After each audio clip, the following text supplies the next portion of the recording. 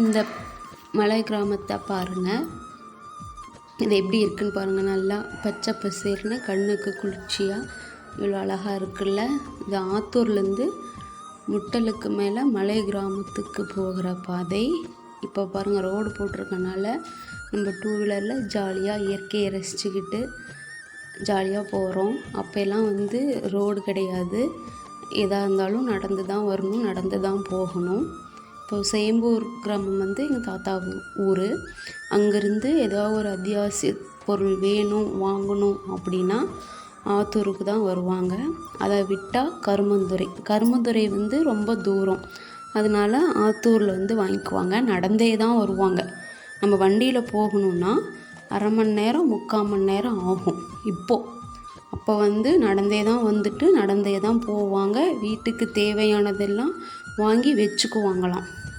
இப்போ நம்ம டவுனில் இருக்கனால ஒரு பொருள் இல்லைன்னா டக்குன்னு போய் ஒரு கடையில் போய் வாங்கிட்டு வந்துக்கிறோம். ஆனால் அப்போ வீட்டுக்கு தேவையான பொருள் முன்னெச்சரிக்கையாகவே வாங்கி வச்சுக்கணும், இல்லையா பொருள் கிடைக்காது. அதெல்லாம் எப்படி வாழ்ந்துருப்பாங்க பாருங்கள். அந்த கிராமத்தில் டக்குன்னு ஒரு வசதி கூட கிடையாது. ஒரு ஹாஸ்பிட்டலுக்கு போகணுன்னாலும் ரொம்ப தூரம் வரணும். இப்போ எப்படி வாழ்ந்துருப்பாங்க பாருங்கள். இப்போ நம்ம டக்குன்னு ஒரு ஹாஸ்பிட்டலுக்கோ கடைக்கோ எங்கே போகணுமோ அங்கே போய்க்கிறோம்.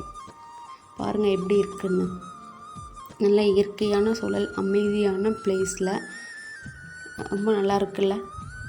நம்ம டவுனில் இருக்கிறதுனால நமக்கு இது பார்க்கக்குள்ள நம்ம அமைதியான இடம், இங்கேயே இருக்கலாம் அப்படின்னு தோணும். ஆனால் இங்கே இருக்கிறவங்களுக்கு தான் தெரியும் அதோட கஷ்டம் எப்படின்னு. ஆனால் இதுவும் ஒரு நல்லா தாங்க இருக்குது. ஏப்ரல் மே லீவில் போவோம். விட்டுட்டு வரத்துக்கு மனசே இருக்காது. இந்த மாதிரி வீடியோ உங்களுக்கு பிடிச்சிருந்தா சப்ஸ்கிரைப்